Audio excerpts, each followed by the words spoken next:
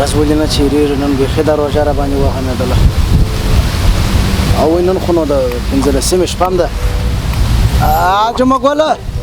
جمعه ګله زوی غجان السلام علیکم څه دي ویل وعلیکم السلام بچی نن خو نو د 15مې شپه ده نو سبا به د خیره سره یو خیرات وکړو یو پسه به حلال د مسکینانو به دا غوښه وویشو یو لږ به ځان ته هم راوګرځو نو ته ورسه یو کساب راوله کساب چې دې راوسې بیا باندې زه خبره ورسره وکړم سمه ده ورسه زوی دغه نږدې چوک څه بیا راوله سمه ده غجان خدای به سایکل قرار چلوه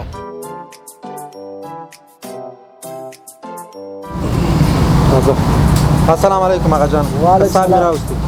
السلام علیکم وعلیکم السلام بخیر است بخښه کوه ستړي نه شئ استاد شیخ بخیر است سید شریف چاړې سره دې چات کوه وروره ژر راته ووایه چې پرې کوئ ما سره دونه وخت نشته بل ځای ځم نور هم سره پرې کوم نو ژر راته وایه ستا قربان سم پسه حلاله و د خیره سره ښه نو ما ویل چې دا د 15مې شپه ده د خیره سره مسکینان ډېر دي ښار مو د مسکینانو ډک دی نو راولاړ به سم پسه به حلال کړم د خیره سره دا غوښې به وویشو اوسه به ځان ته راوګرځو د خیره سره نو دا خو نو زم یو څه فرمایشونه لرم په کور کې خامخا موږ هم غوښ ته اواز سوی استاد دا پسه چې جلال کې د خیره د علم خو به جلا کې د خیره زه به جزغالي پخوم جزغالي مې خوښیږي او دا پاته دا د شا اوسه چات کوه او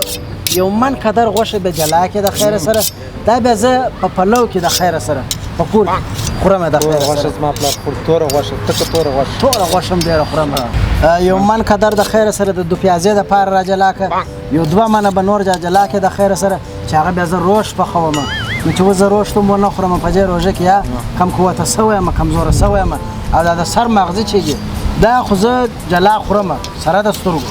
نو دغه به هم را جلا کې د خیره سره او پښې چې دي هغه ځای پر ځای سپینې که د خیره سره هغه پښې پایه به خورو او بچی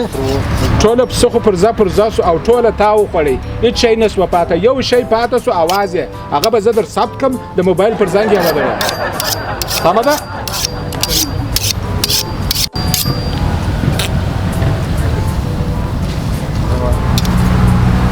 جمعه ګله زوی دا څه وایي نه اصحاب دې خراب دي خو ته وایي زه ستا پسه حلالومه ستا په پیسو حلالومه څه درته وایم هغه وکړه هلکه په خیرات یې را خراب کړي نه حلالوم ورسه ځه درځه ورور درځه دا ملک چې اول وارې خیرات شوی درځه غجانه زه بل کساب زه به خپله خورې هم نو مې د خیرات ورکړی دي دا پسونه زه هم نه حلالومه